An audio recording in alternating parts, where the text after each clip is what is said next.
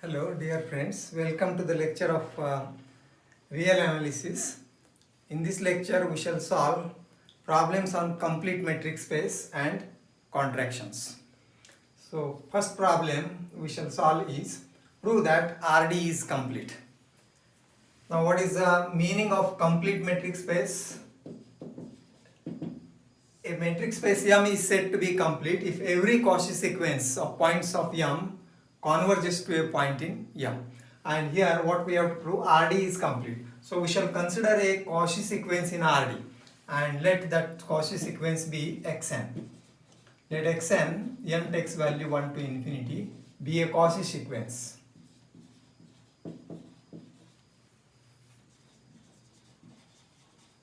In RD. RD real numbers with discrete metric. So we know that the metric for RD is denoted by D. We know that is defined is D of Xn and Xm. This is equal to. These are 2 points we may consider from this sequence, 2 terms of the sequence. And what is our D? This has only 2 values. It is 0 if n is equal to m, and n is equal to m means xn is equal to xm. If these 2 points are equal, then the distance is 0. That is obvious by definition of metric space. But the second is 1 if n is not equal to m. And this is important. That means if these 2 are distinct points, then the distance is fixed to be 1. And if these 2 are equal, the distance is 0. This is the definition of discrete metric. And RD is a discrete metric space. Now we have the sequence Xn is a Cauchy sequence in this. Since Xn is Cauchy, this but we will apply the definition of Cauchy sequence. This is Cauchy, and there exists for given epsilon greater than 0, there is n, or there exists n belongs to I such that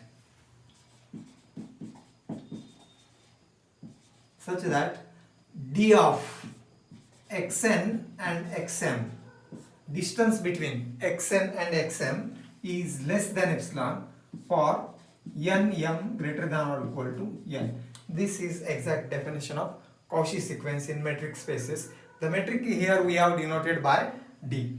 Now if you take this epsilon is any given number, real number greater than 0. Now if you take that epsilon as half, then what will happen? If we take epsilon is equal to half, then we will have D of Xn and Xm is less than half, because we have taken epsilon as half, and this happens for n m greater than or equal to certain fixed number m. And if this is less than half, then you see the definition of D. There is only 2 alternatives, either 0 or 1. And if it is less than half, then the distance must be equal to 0. There is no point within less distance from 1. And epsilon, why we have taken epsilon as half? Epsilon may be taken as a half or 1/3 or 1/4, etc., or a number which is less than 1. If there is a number for discrete metric space, the radius is 1. If this is say Xn, then there is no point inside this ball, open ball of radius 1, less than 1, radius less than 1. If Xm is different from, then it will be on the boundary of this open ball. And inside this open ball, there is only 1 point Xn. And if the radius is half, this is half, then there is no point inside this except this Xn. So therefore this implies the radius is half, means it must be equal to 0. So this means this implies, so D of Xn and Xm is equal to 0. n m greater than or equal to n. So why? Because the distance is less than half means it must be 0, and therefore we have d of xn and xm is 0. And what that implies? This implies these 2 points must be the same. So this will imply xn is equal to xm for n and m greater than or equal to m. So afterwards capital N, all the terms of the sequence becomes equal. Or we will suppose that is equal to certain number. These are two equal and equal to a number x. For n, m greater than or equal to n. So as n and m becomes large and large than n, then all the terms of the sequence are equal. So what this implies? This implies the limit of the sequence xn as n tends to infinity is equal to x. And thus the sequence, Cauchy sequence converges to a point x, and that point is in Rd itself, because we have xn, xm are the points in Rd, and therefore this is also in Rd. Limit of xn is x, and that belongs to Rd. Hence xn converges to a point in Rd, and by definition of complete metric space, Rd is complete. Hence it is complete. Thus Rd is complete. So this is what we wanted to show, and we have used the definition. Every Cauchy sequence must converge to the same space. Now second example we shall consider is prove that R2 is complete. Now in the same way we shall prove, consider or take a Cauchy sequence, or we have to consider any sequence, any Cauchy sequence or every Cauchy sequence that we have to prove. And arbitrary sequence, Cauchy sequence we shall consider. In R2 the metric is the usual distance formula in R2. The distance formula or the usual distance formula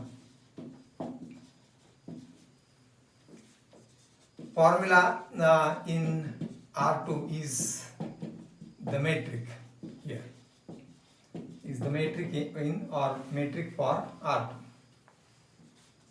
What is the usual formula? That means if x is equal to x1, x2 and y is equal to y1 and y2, order pairs belongs to R2, then these two belongs to R2, then the distance between these is, then rho of x and y is equal to under root of or square root of x1 minus y1 whole square plus x2 minus y2 whole square. This is our usual distance formula, and so we have to use this metric here. Now we consider a Cauchy sequence in R2. Let, and it must be a order pair, sequence must be order pair. Let, and that we will denote by this notation xn. Xn is equal to x1n and x2n be a Cauchy sequence in R2. Now what we should note this which notation we have used is xn. It is order pair, sequence of order pairs. Or what will the first term of this sequence will be x11 and x21 is the first term of that sequence. Then second will be, this n varies and these two remains fixed.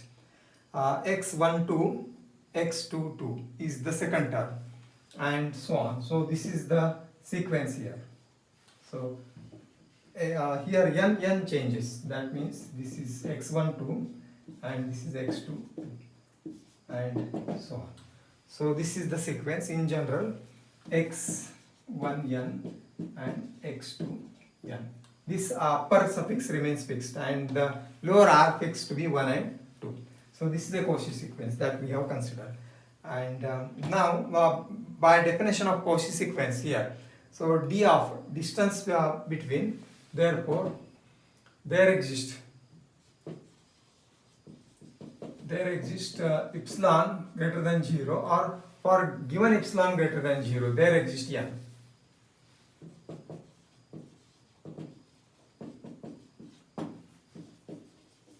There exists n belongs to I, positive integer, such that by definition of Cauchy sequence, such that d, or here d means row of xn, two terms, nth term and mth term of the sequence. Nth term is this same, xn, and mth term we will write xm.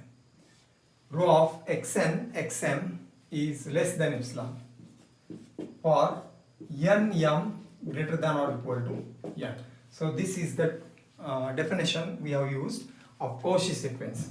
Now what is the row of these two, xn and xm, nth term and mth term of the sequence? We use the formula, this formula, and that will be, this implies under root of or square root of, see the xm will be this sequence.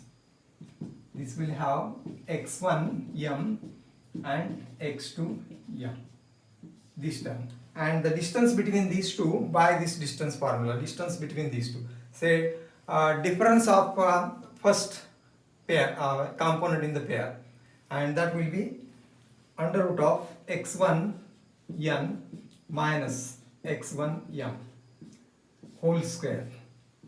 Instead of x1 y1, here it is first component minus the first component of the second element, and plus similarly that will be x2n minus this is x2m, its whole square. This is less than epsilon for n m greater than or equal to n. And now we will square on both sides. We will square this, so this will imply that is x1 n minus x1 m. We should note this as the notation we have used, whole square plus squaring both sides.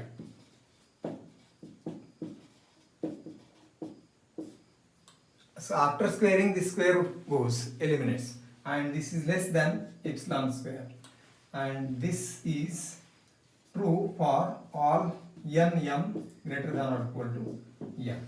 Now what this implies, the sum of these twos, it is a square.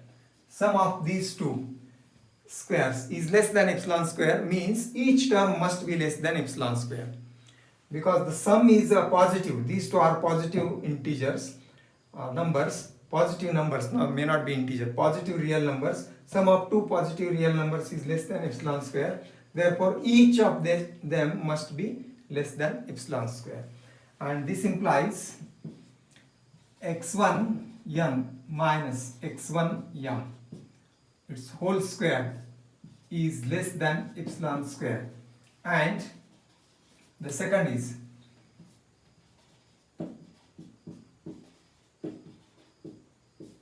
whole square is less than epsilon square. Condition remains n m greater than or equal to n. Each must be less than epsilon square. Now what we shall consider is the separate part, and now we take the square root for each. So what this implies further is, take the square root of this either side, and that square root we will write in absolute value. So absolute difference of nth term minus first term of this sequence is less than epsilon, and taking the square root of either side, this is absolute difference of is less than epsilon for n and m greater than or equal to n. Now what this shows, that is row of x1 m and x1 m is less than epsilon, and this is actually the definition for Cauchy sequence in R1.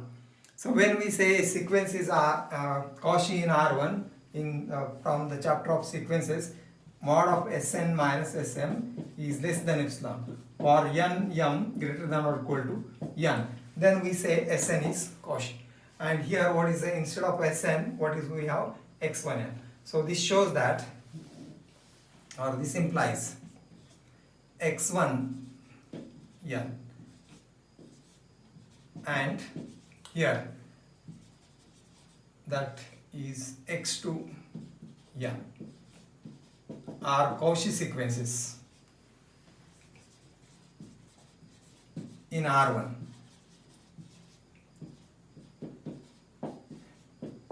Exactly the definition is in R1, and thus because R1 is complete, so we have to use the result as R1 is complete to prove that R2 is complete.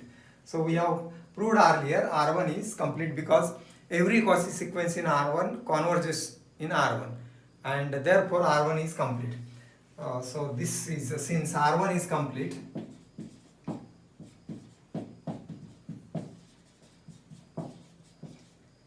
these Cauchy sequences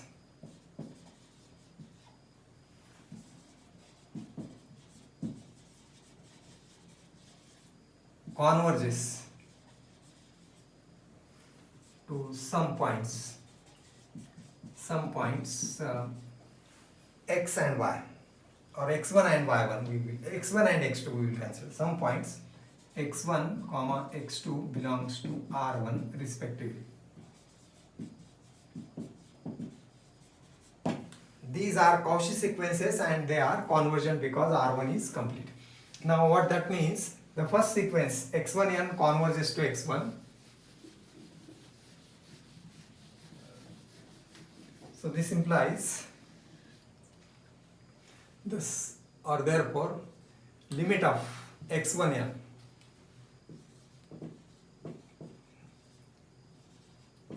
is equal to x1 and limit of x2n is x2.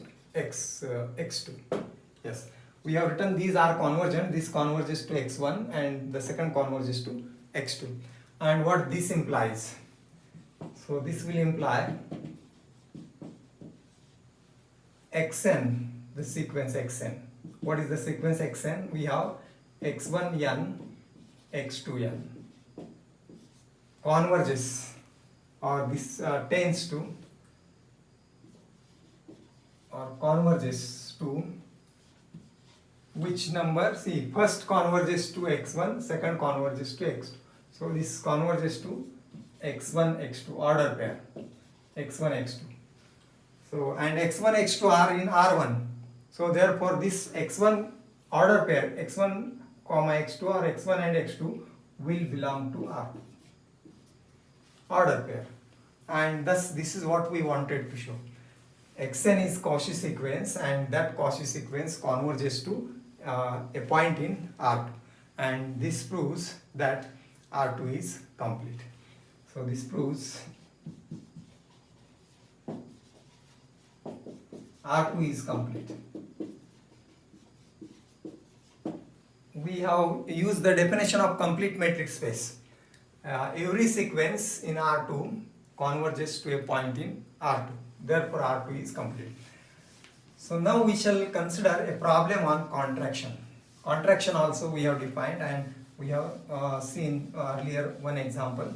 Now we will have the next one. Let T be a mapping from closed interval 0 to 1 to itself, and let alpha be a real number. Alpha belongs to R such that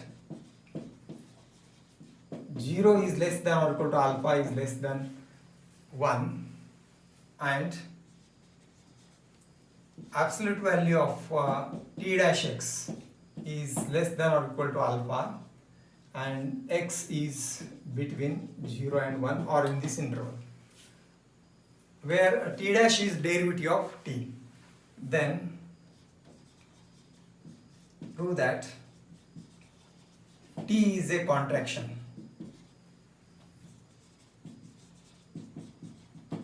on this set 0 to 1. So this is what we have to prove. Now what is given here you see is alpha between 0 to 1, or 0 is less than or equal to alpha less than 1. Mapping is from this space 0 to 1 to 0 to 1, closed interval 0 to 1. And further we have absolute value of t dash x, derivative of t is less than or equal to alpha, alpha between 0 1, x also between 0 1. And we have to prove t is a contraction on 0 to 1. Now because the derivative exists, the function is differentiable. Now since t is differentiable,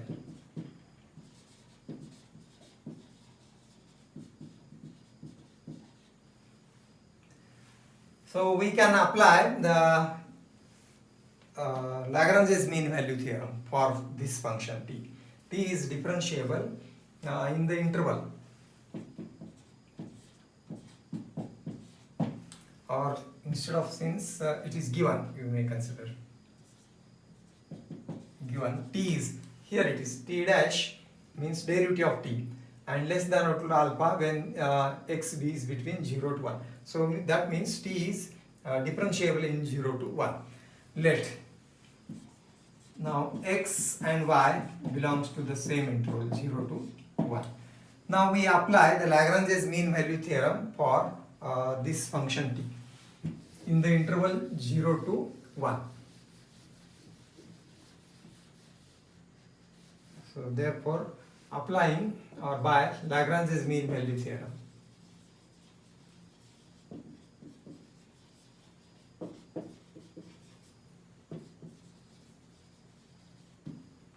we have there exists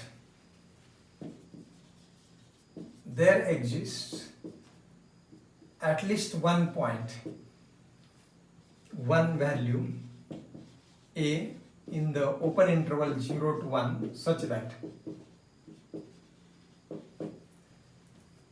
we will write the absolute difference such that t of x minus t of y divided by x minus y. The interval is here actually we have taken x to y, and by Lagrange's mean value theorem applying in the interval x to y. So t of x minus t of y divided by x minus y is equal to t dash of a, and a is between 0 to 1 means 0 is less than a is less than 1. So this is the condition we have. From that we will have, this implies absolute value of t of x minus t of y is equal to, we will consider absolute value both. Now actually what is the Lagrange's mean value theorem? We have in the interval AB, a function is differentiable in the interval AB, then we have f of b minus f of a divided by b minus a is equal to some number f dash of c. That theorem we have used. AB interval we have considered as xy, and a, which is less and small, that we don't know, therefore we have written absolute difference. So in the absolute difference, the difference can be written as t of x minus t of y, or t of y minus t of x. So that's why the absolute sign is written, and this implies we shift on this side, absolute difference of x and y into absolute value of t dash. Now we use the fact given. Here absolute derivative is less than or equal to alpha, and therefore t dash is a point between 0 and 1, and if x is between 0 and 1 it is less than or equal to alpha. So this implies absolute difference of t of x minus t of y is less than or equal to alpha. This is less than or equal to alpha times absolute difference of x and y. Since it is given t dash of x is less than or equal to alpha, 0 less than x less than or equal to 1, that is given in the problem, and therefore we have replaced this by alpha. Now what that gives is, so this implies rho of, this is absolute difference means metric, rho of t of x and t of y is less than or equal to alpha times rho of x and y. And thus what is alpha? Alpha is given. So where x, y belongs to 0 to 1 and 0 less than or equal to alpha less than 1. And this is exactly the definition of contraction. Distance between the images is less than or equal to alpha times distance between the pre-images. And that means this becomes smaller than this distance and it is a contraction. So hence T is a contraction. Contraction on the closed interval 0 to 1, and thus this completes the problem. So we have solved a problem on contraction. Now this problem you should try at home. Let t of x is equal to x square, and the interval for this is 0 to 1/3. Prove that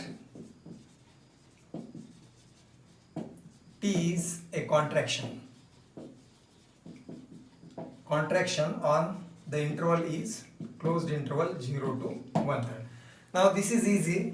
We have to only show this result, and you can consider t rho of tx and ty. So that notation we have used as t of x, we have written simply tx, and therefore what here is rho tx ty will be rho of x square y square, and rho means here this is in R1, absolute difference, that is x square minus y square, and this can be factorized. And now you see what is the absolute value of x plus y. X and y belongs to the interval 0 to 1. So here we have to write x, y belongs to the interval 0 to 1/3. So what is the maximum value of x plus y? If you take this maximum value 1/3, then 1/3, x is 1/3, y is 1/3 is the maximum value. So that is 2/3, and therefore this will be less than or equal to 2/3 x minus y, and that is equal to alpha times rho of x and y. So this shows that this is the result we have obtained. Rho of tx and ty is less than or equal to alpha times rho of x and y, where alpha is equal to 2/3, and that is between 0 and 1, and thus this proves T is contraction. You write down this solution yourself. So remaining part we will continue next time. Thank you.